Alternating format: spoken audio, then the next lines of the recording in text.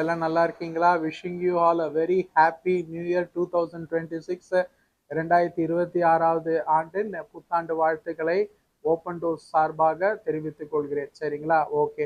இந்த ஆண்டு கர்த்தர் தம்முடைய வாக்கு தத்தத்தை நீங்கள் பெற்றுக்கொள்ளும்படிக்கு உங்களுக்கு எல்லாவற்றிலும் கிருபை அளிப்பாராக, பலன் அளிப்பாராக என்று சொல்லி கர்த்தருடைய தாசனாய் கர்த்தருடைய நாமத்தினாலே உங்களை ஆசீர்வதிக்கிறேன். சரி, இந்த ஆண்டுக்கு நான் எதை குறித்து வாக்குத்தத்தமாய் பேச வேண்டும் என்று ஆண்டவரிடத்தில் தியானித்த போது ஆண்டவர் ஏசாயா 49வது அதிகாரம் 3ஆம் வசனத்தை எனக்கு குறிப்பிட்டு காண்பித்தார்.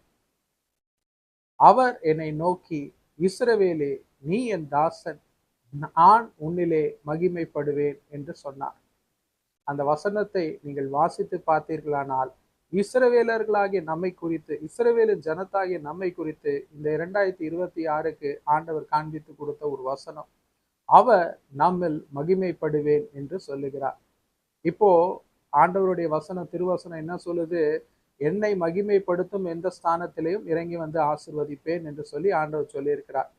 இது வரைக்கும் ஒரு வரத்தியா இருந்திருக்கலாம். ஐயோ, நான் எவ்வளவோ ஆண்டவரை மகிமைப்படுத்தி இருக்கிறேனே, என் உற்றார் உறவினர்களுக்கு முன்பாக ஆண்டவர் ஆண்டவர் ஜபம் ஜபம் உபவாசம் என்று ஆண்டவருடைய வசனம் என்று சொல்லி முக்கியத்துவம் கொடுத்திருக்கிறேனே, என்னுடைய கொலீக்ஸ் மத்தியில ஆண்டவரை குறித்து ஐயோ நான் இதை செய்ய மாட்டேன், எங்க பைபிள்ல இப்படி போட்டிருக்கு, அதற்கென்று நீங்கள் நான் விலகி கொள்கிறேன் என்று சொல்லி நீங்கள் கர்த்தருக்கு முன்பாய் பக்தி வைராக்கியமாய் இருந்திருக்கலாம். இல்லை, ஏதோ ஒரு காரியத்தை நீங்கள் எடுத்து முற்படும் போது கர்த்தரிடத்தில் நான் ஜெபித்து தான் செய்வேன் என்று சொல்லி நீங்கள் அவரை மகிமைப்படுத்தி இருக்கலாம், அவருக்கு நீங்கள் முக்கியத்துவம் கொடுத்திருக்கலாம்.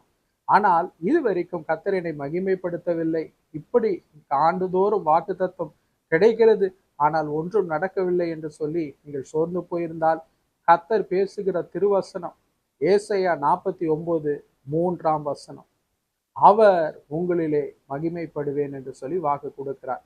சரி, இதற்கு ஆண்டவர் ஒரு கண்டிஷனையும் சொன்னாரு. வசனம் என்ன சொன்னார் ஆண்டவர்னா, மத்தேயு 5ஆம் அதிகாரம் 26வது வசனத்தின்படி நீங்கள் நடக்கும்போது ஆண்டவர் இந்த வார்த்தையை, வசனத்தை, இந்த வாக்கு தத்துவத்தை நிறைவேற்றுவார். மத்தேயு 5:26 என்ன சொல்லுகிறது? நீங்கள் கடைசி காசு கொடுத்து முடிக்கும் வரை நீங்கள் அவ்விடத்திலிருந்து புறப்பட மாட்டீர்கள் என்று சொல்லி. அப்போ கடைசி காசு கொடுத்து முடிக்கும் வரை நீங்கள் அவ்விடத்திலிருந்து புறப்பட மாட்டீர்கள். இன்னொரு டிரான்ஸ்லேஷன் அந்த சிறையிருப்பிலிருந்து மீள மாட்டீர்கள் இருக்கு. அப்போ என்ன காரியம் ஆண்டவர் உங்களிடத்திலே உணர்த்தி கொண்டு இருக்கிறார்? நீங்கள் விட்டு விடும்படிக்கு, ஆண்டவரிடத்திலே கையிலே கொடுத்து விடும்படிக்கு ஏதோ ஒரு காரியம் ஆண்டவருக்கும் உங்களுக்கும் நடுவில் இருந்துருச்சுன்னா அதை விட்டுடுங்க. அந்த கடைசி காசையும் ஆண்டவர் விடும்படிக்கு அந்த கடைசி காரியத்தையும் முக்கியத்துவப்படுத்துகிறார். அதை விடும்போது நீங்கள் புறப்படி